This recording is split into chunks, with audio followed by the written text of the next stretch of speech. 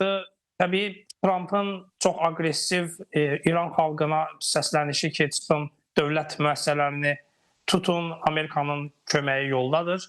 O vaxt gəlir ki, bu çağırış, bu bəyanat etiraz aksiyaları öz məqsədinə çatmamış kimi görünür və dünənləri keçirilən hökumətə dəstək etiraz aksiyası ilə İrandakı rejim güclü olduğunu bəyan etdi və görünən odur ki, İranda baş verən hadisələr fonunda internetin, telekommunikasiyanın söndürülərək etiraz aksiyalarının nəzarət altına alınması Amerika və İsrail üçün birinci planın həyata keçirilməsini namümkün etdi, mümkün olmadı bu. Yəni İranın daxildən etiraz vasitəsilə, üsyan vasitəsilə rejimin dəyişilməsi. Ona görə hesab edirəm ki, burada yeganə həll yolu qalır İrana hərbi hücum, İsrail və ABŞ-ın birgə hücumu və çox böyük ehtimalla bu hücumu mən öz şəxsi fikirlərimə görə biz ikinci dalğa böyük hücumun şahidi ola bilərik və olacağıq da mən hesab edirəm. Çünki həm Trumpın bəyanatları, həm yeri gəlmişkən 1 saat sonra 9 saat Bakı vaxtı ilə 9-da İsraildə hərbi siyasi kabinetin də İrana hücumla bağlı bir görüşünün keçirilməsi, toplantının keçirilməsi gözlənilir. Netanyahu müdafiə naziri və digər hökumət üzvləri ilə İrana hücum planını təsdiq etməlidirlər məlumatlara görə.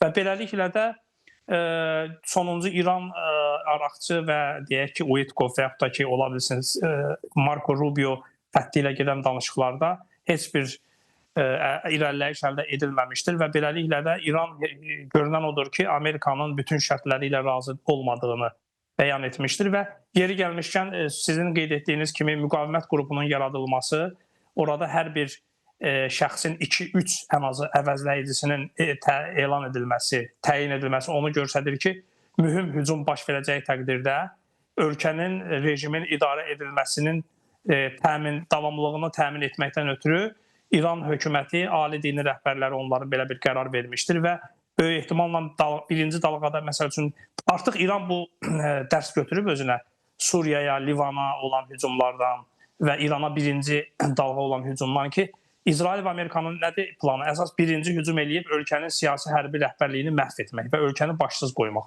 Ona görə sırf bu plana qarşı hazır olmaqdan ötürü müqavimət qrupunun yaradılması haqqında deməli qərar verilib. Və maraqlıdır ki, mən hesab edirəm ki, əgər İran rejimi hücumlardan dərhal sonra çökməsə, ayaq üstə qala bilsə, Şoyqunun telefon danışıqlarını nəzərə alaraq, Çinin hətta mən hesab edirəm ki, hərbi dəstəyinin qarşı günlərdə davam edəcəyi mümkün ola bilər. Əsas odur ki, Çin və Rusiya strateji olaraq düşünürlər ki, Amerikanı İran bataqlığına, yaxın şərq bataqlığına salsınlar və özlərinin strateji planlarına nail olsunlar. Rusiya üçün bu strateji plan açıq-aydın məsələdir. Ukraynanı, Amerikanın resurslarını İrana cəlb edib, Ukrayna üzərində tam hegemonluğunu bərpa etmək. Çin üçün isə odur ki, Amerikanın bir növ maraqlarını yayındığı bir İran senarisində artıq güclü bir şəkildə Tayvan üzərində öz suverenliyini bərpa edə bilər. Ona görə də bax, bu kimi çox ciddi mən hesab edirəm ki, hadisələrin astanasındayıq və mən yenə də hesab edirəm ki, İrana qarşı hücum hava zərbələri ilə olacaq. Söhbət isə burada kömək yoldadır deyəndə siz bunu mu nəzərdə tutursunuz? Hava hücumu olacaq və yəni xüsusən də hərbi sahədə olan şəxslərə qarşı bu reallaşacaq. Bəli, mən elə onu nəzərdə tuturam və reallaşacaq. İş orasındadır ki, İran rejiminin də artıq geriyə atacaq bir addımı yoxdur. Çünki onlar 400 kiloqramlıq uran, zənginləşdirilmiş uranın Amerikaya təhvil verilməsi məsələsini istisna edirlər. Əks halda bu 79-cu ildən bəri belə deyək də, o İranın xərclədiyi milyardlar, 100 milyardlarla dolların onda əhəmiyyəti olmur. Yəni bu rejimin əsas niyyəti, məqsədi həmişə olmuşdur ki, ən azı son 20 ildə nüvə enerjisini inkişaf elətdirsin. Bu 400 kiloqramlıq yanacaq uranını heç vaxt onlar qərbə təqdim etməzlər. Ən pis halda bunu Rusiya təqdim edərlər ki, Rusiyanın nəzarəti məsəl üçün Çinə təqdim edərlər. Və digər məsələ Maduro ola bilsin ki, danışıqlarda, mən hesab edirəm, son danışıqlarda ABŞ tərəfindən təklif olunub ki, Maduro senarisi, yəni ki, İrandakı rejimin tutaq ki, ali dini rəhbər öz hissəyi ilə uzaqlaşsın, getsin, ABŞ hücuma keçməsin amma mən hesab edirəm ki, bu da İran rejimi üçün qəbul edilən bir hal deyildir və beləliklə də burada kəskin ritorikanın artdığını və Trumpın xüsusilə də deyək ki, bu bəyanatından sonra İrana hücumun açıq şəkildə olacağını biz deyə bilərik. Gəlmişkən yeni gələn xəbərə əsasən Xamneyi Sepahın daxilində raket qüvvələrinə xüsusi olaraq tapşırıq verib bir qrup məxfi yerlərə sözü gedən qruplar yerləşdirilib. Onların missiyası da İranda ən yüksək rütbəli şəxslər ölsə belə Birləşmiş Ştatlar bazalarını və gəmilərini hipersonik raketləri ilə vurmaq olacaq. Buna əsasən Heybər Şakan balistik raketi üçün xüsusi idarəetmə mərkəzi qurulub. Onların missiyası neft anbarlarını, Amerika bazalarını və İsraili vurmaq olacaq deyə məlumatda qeyd olunur. Yəni Birləşmiş Ştatların hücumuna qarşılıq olaraq da İran hazırlığa gedir deyə. İndi iki istiqamət var. Hazırda əgər bu etirazlar davam etdiyi bir vaxtda Birləşmiş Ştatlar hücum edərsə, bu əks effekt verə bilərmi? İranlılar əksi olaraq birləşə bilərmi? Necə bir təsir yarada bilər? İkinci, İranın da biz cavab verəcəyik açıqlaması və hazırlığı Amerika və İsraili geri addım atmağı zərur edərmi? Bəli, bu da yaxşı sualdır. Mən hesab edirəm ki, təbii ki, hücum olacağı təqdirdə İrandakı etiraz aksiyalarının onsuz da səngiyib, tamamilə diqqətlər artıq xaricə yönəlmiş olacaq. Ona görə də burada bilirsiniz, Amerika momentumu, məqamı da itirmək istəmir. Çünki etiraz aksiyaları artıq tam səngiyib sönməyənə qədər bunu etmək lazımdır ki, bəhanə olsun.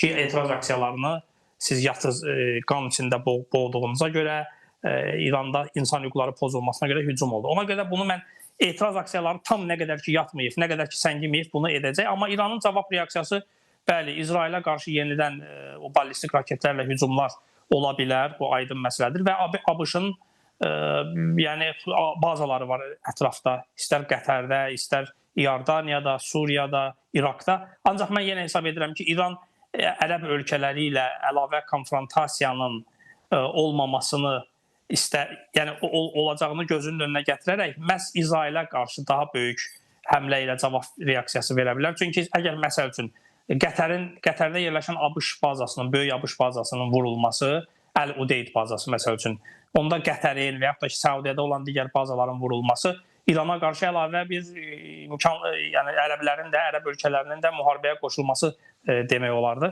Ona görə burada daha çox Amerika bazaları, hansı ki, İsrailə qarşı və xüsusilə də Amerika bazaları, hansı ki, neytral zonalarda, məsələn, İraqda və yaxud da ki, Suriyanın o şərqində nəzarətsiz Suriya hökumətinin nəzarət edə bilmədiyi yerlərdə olan yerlərə cavab zərbələri vurula bilər. Ancaq yəni mən hesab edirəm ki, qısa yekunlaşdırmaq istəyirəm ki, bununla, yəni bu mərhələdə İrandakı rejimin ABŞ və İsrail tərəfindən dəyişdirilməsi qərarı verilmişdir.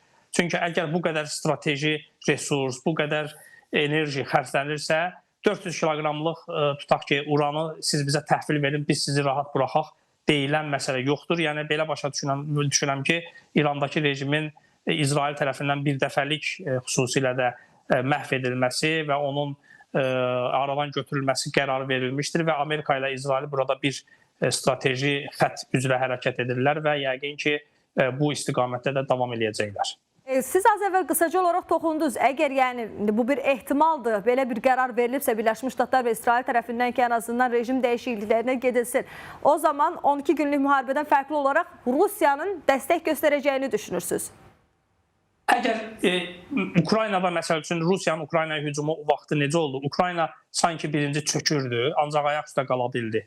Əgər İran rejimi də Ukraynada olan hadisələr kimi, yəni əgər ayaq üstə qala bilsə, dərhal çökməsə, etiraz aksiyaları bunu üstəgəl hücumlar, hava hücumundan zərbələr nəticəsində İran rejimi çökməsə, onda Rusiya, Şayqu mən hesab edirəm ki, dəstək verəcəklər. Çünki artıq Rusiyanın ümumiyyətlə strateji müttəfiqi qalmır.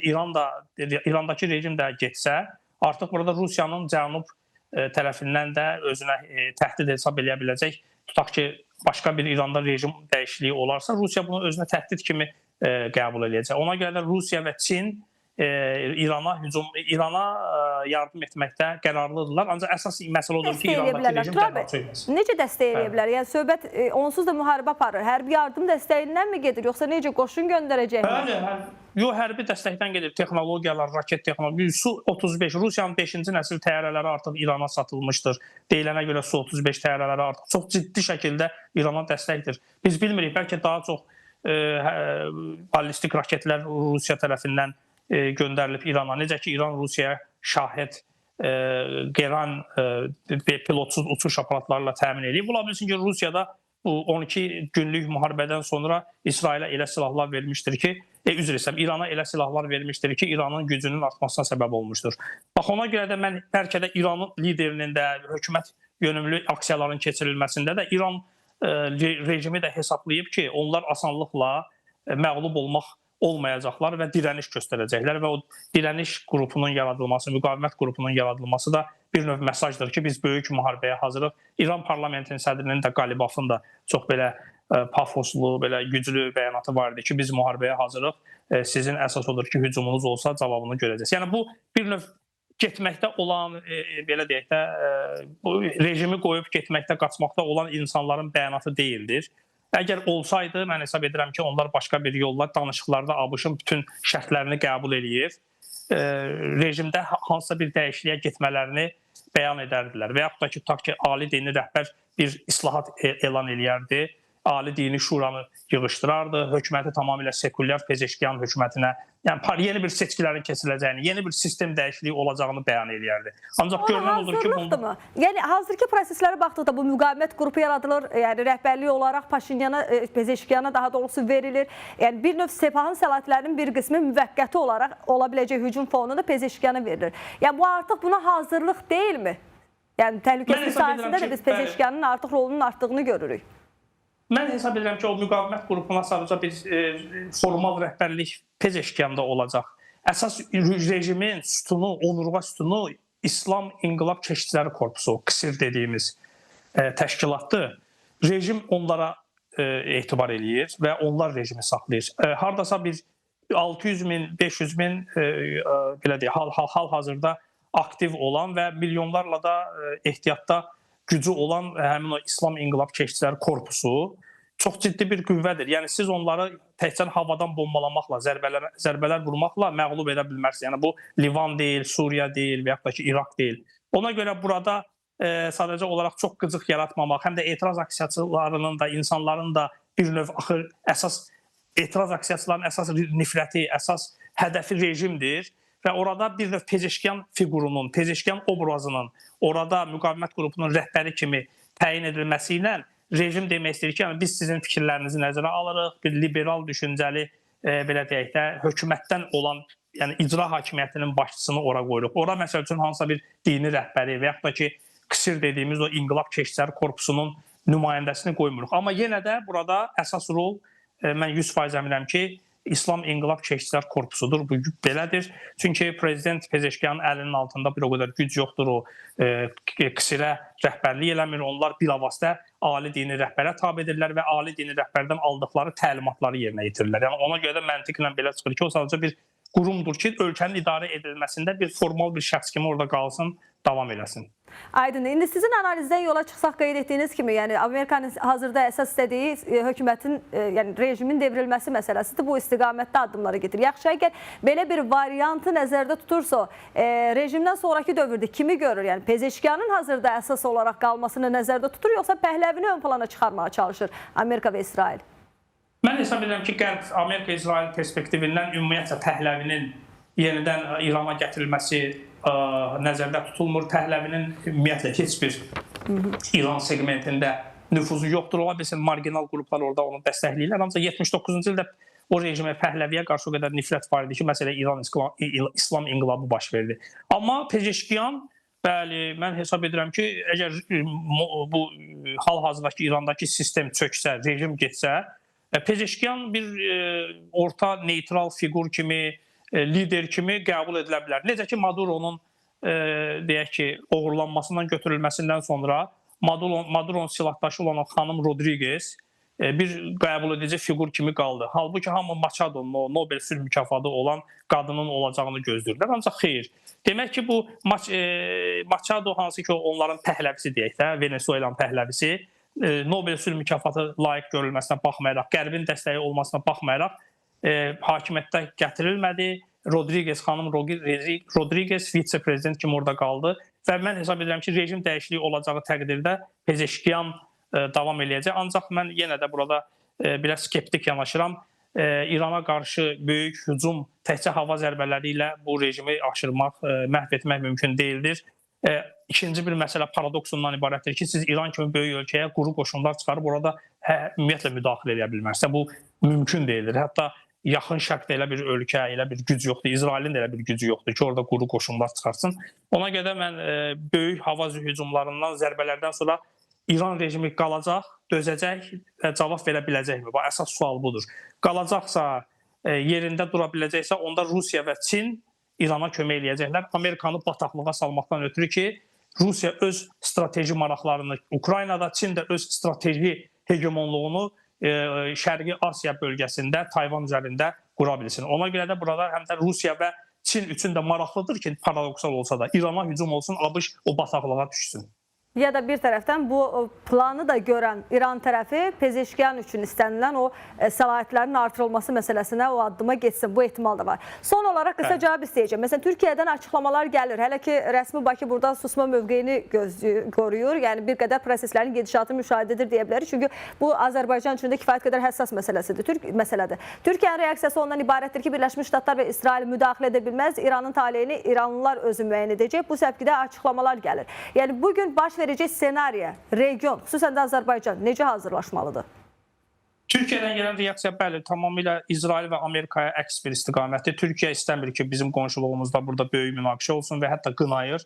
Amma Azərbaycan üçün biz təbii istəməzdik ki, bizim qonşuluğumuz, onsuz da Rusiya şimalda böyük müharibə gedir. İkinci bir qonşumuzda da belə bir müharibənin olması bizə çox mənfi təsir edə bilər. Amma Azərbaycan hazırdır. Biz bilirsiniz, bizim müdrikliyimiz, xarici siyasəti uzaqdan görməyimiz, indi ölkənin rəhbərliyinin müdrikliyi bundan ibarətdir ki, biz bəlkə də bu regional güclərin özlərindən də qabaq bu eskalasiyanın olacağını bilirik, bilmişik və hazırıq buna. Çünki burada Azərbaycan rəsmi Bakı mən hesab edirəm ki, həssas dövrdə elə yaxşı ki, belə açıq bəyanatlar vermir, verməyin də yeri yoxdur. Çünki elə bir məqamdayıq ki, Türkiyə indi böyük gücdür, regional gücdür. Türkiyə yeri gəlsə Amerikaya, İsrailə qarşı bəyanatlarını səsləndirir. Amma hesab edirəm ki, mən Azərbaycan olaraq biz daha çox burada neytral qalmalı, müşahidə aparmalı və yalnız belə deyək də diplomatik laqeydlilik, belə pis mənada yox, negativ mənada yox, müsbət mənada diplomatik müdriklik və laqeydlilik göstərərək məsələləri müşahidə etməliyik. Çünki dünyanın bir nömrəli münaqişəsinə çevrilə bilər İsrail, Amerikanın İrana hücumu. Bu 12 günlük müharibənin oxşarı olmayacaq. Əgər bu dəfə hücum olsa, hesab edirəm ki, daha ağırlı, daha qanlı, faciəli ola bilər. Təşəkkür edirəm.